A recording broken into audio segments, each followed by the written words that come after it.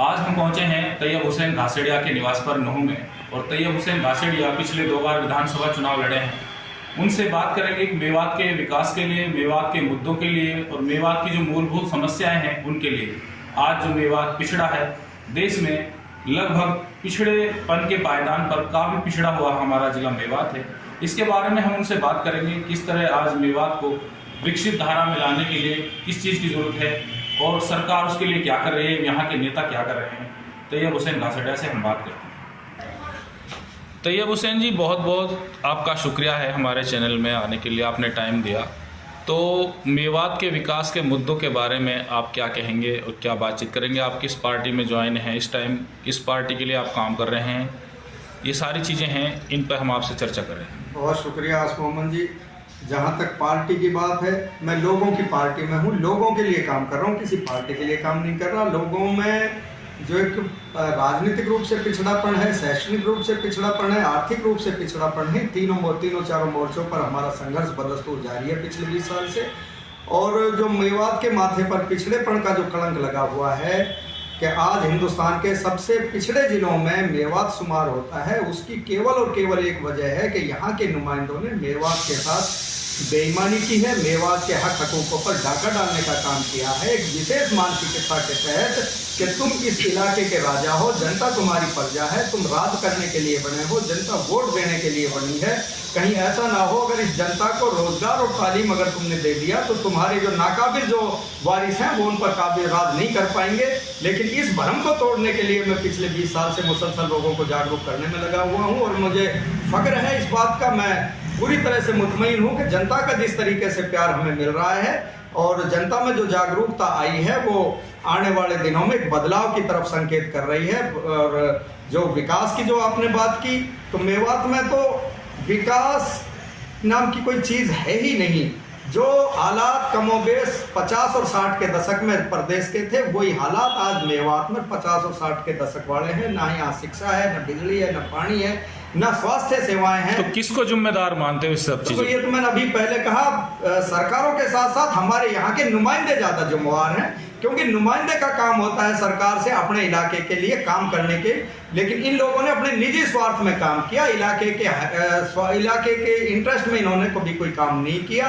तो मैं तो मुख्य रूप से इन लोगों को जिम्मेवार मानता हूं कि ये मेवात के पिछड़ेपन के लिए हमारे जो विरासत के जो तीनों परिवार हैं वो जिम्मेवार।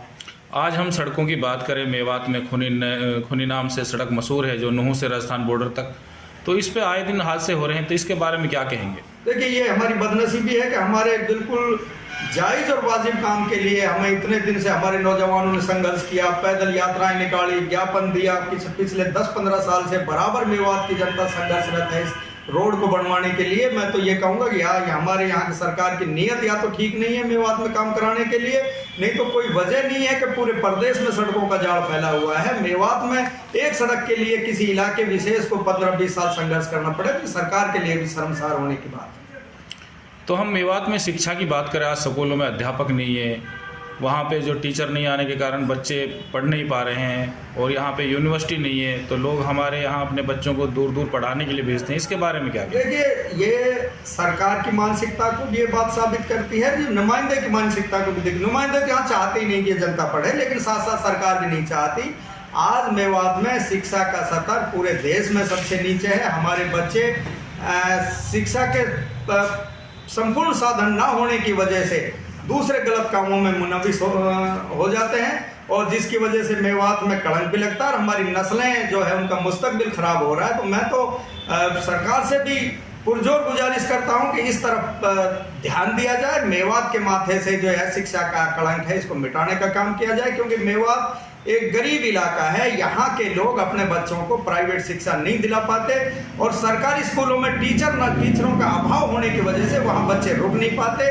तो इससे ये लगता है कि सरकार मेवात के शिक्षा के प्रति उदासीन है, वो जागरूक नहीं चाहती कि मेवात के बच्चे पढ़ें। मेवात में मेडिकल कॉलेज है, वहाँ पे आज दवाएं का टोटा है, डॉक्टरों को टोटा है।